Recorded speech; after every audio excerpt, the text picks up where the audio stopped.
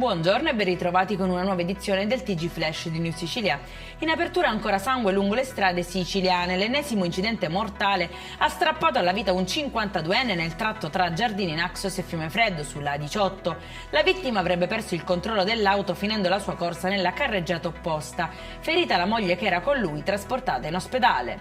Tensione invece a Marsala, nel Trapanese, dove una 58enne si è barricata in casa e dopo aver aperto 6 bombole del gas avrebbe minacciato di far esplodere tutto con un accendino.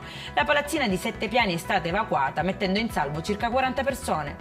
Dopo diverse ore di intenso lavoro è stato domato l'incendio alla Timpa di Acireale, divampato ieri pomeriggio intorno alle 17 e spento alle prime luci dell'alba. Rientrano finalmente a casa le famiglie evacuate, in fumo invece diversi ettari di vegetazione della riserva naturale che periodicamente è colpita da episodi simili, presumibilmente tutti di origine dolosa. Individuati dalla Polizia di Stato i 4 tifosi che hanno acceso dei fumogeni in curva sud nel corso della partita di calcio Catania-Benevento dello scorso 2 settembre. Scatta per loro il daspo del questore.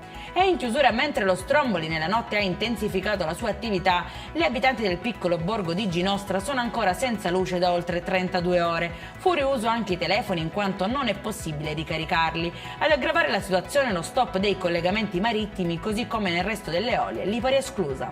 Per questa edizione è tutto, prossimo appuntamento alle 19:30. Buona giornata.